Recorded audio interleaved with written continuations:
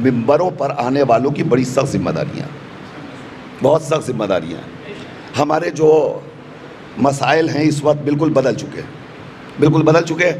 اب یہ وقت بالکل نہیں ہے اس کا کہ میں آپ کو آج کے مسائل کی طرف متوجہ کروں۔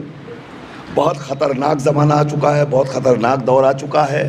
صرف یہی نہیں ہے کہ دوسرے مذہب کے افراد سے مسلمانوں کو دور کیا جا رہا ہے، نہیں، اس سے بڑی سازش یہ چل رہی ہے کہ شیعوں سے شیعوں کو الگ کیا جا رہا ہے۔ بہت بڑی سازش پوری پلاننگ کے ساتھ ہو رہی ہے، منظم طریقے سے ہو رہی ہے، اور آپ خود اپنے ماحول میں دیکھ لیجئے کہ کس طرح سے ہم گروہوں میں بٹتے جا رہے ہیں۔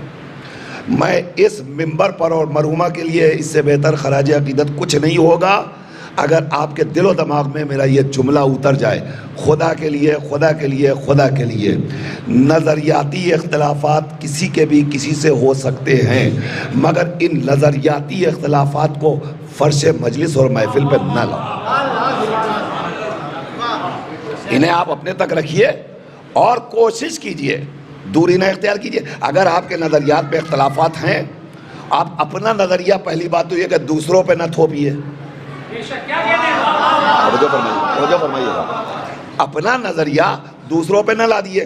آپ کا نظریہ کچھ بھی ہو سکتا ہے، آپ کو مبارک ہو آپ کا نظریہ، آپ اپنا نظریہ دوسروں پہ نہ لا دیے اور اس کو اس کے نظریے سے بہکانے کی کوشش نہ کیجیے۔ اس کو اپنے نظریے پر قائم رہنے دیے، آپ کو اپنا نظر۔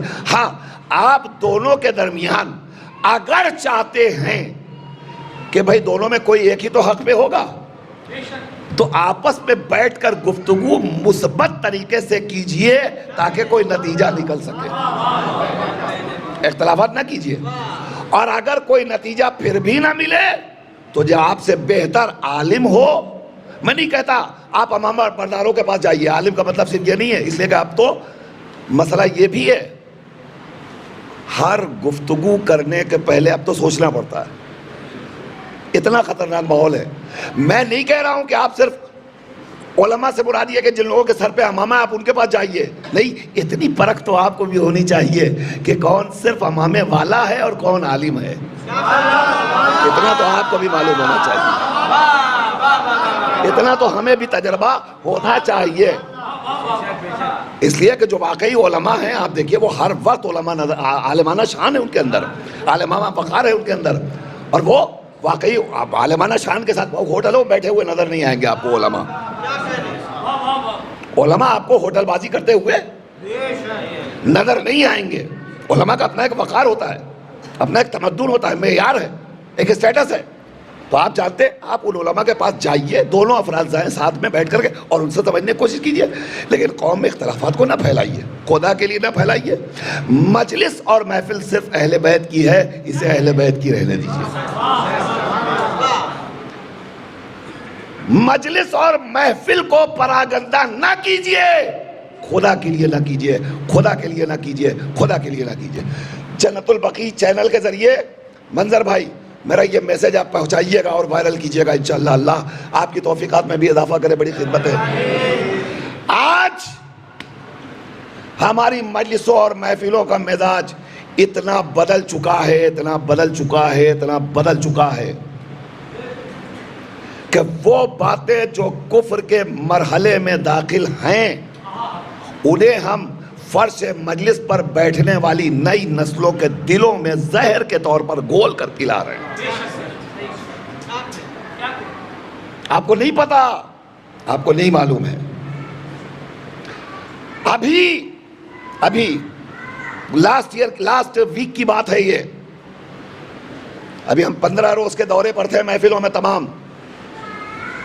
دلی میں ایک محفل ہوئی، ہم اس محفل میں نہیں تھے، دوسری محفل میں تھے، مگر فوراً بات ہم تک آئی اور پھر وائرل ہوئی ہے اور آپ لوگوں نے بھی دیکھا ہوگا۔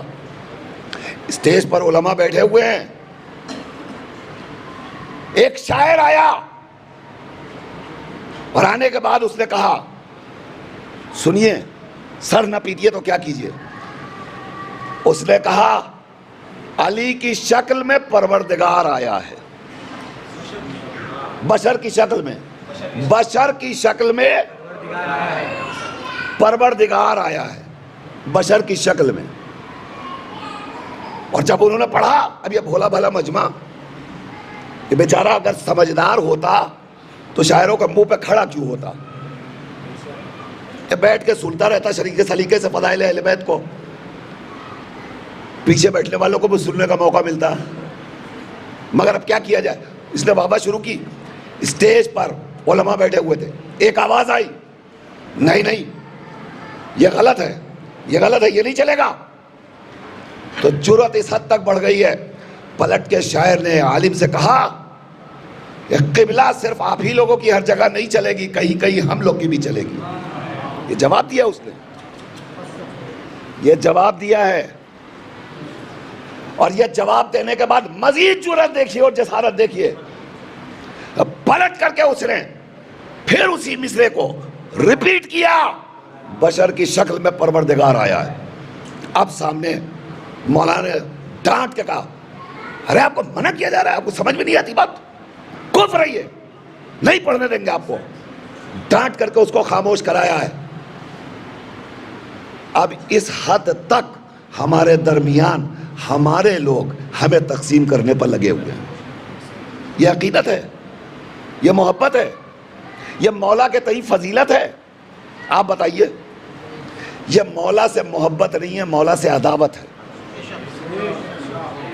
یہ مولا سے عداوت ہے، عداوت، چونکہ صادق آل محمد نے خود کہا ہے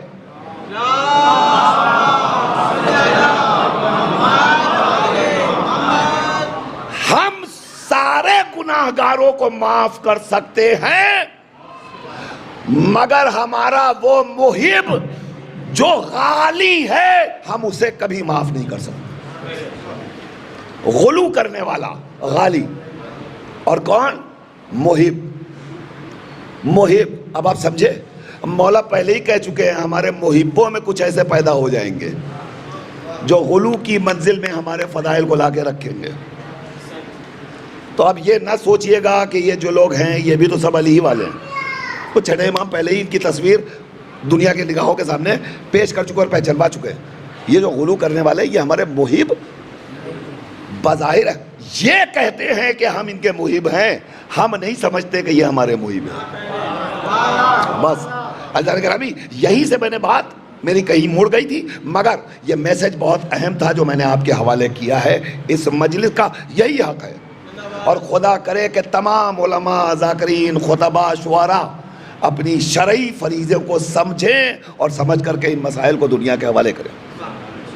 پھر سے ایک مزاج بدلے، ماحول بدلے، اور مجلسیں بنے، محفلیں بنے۔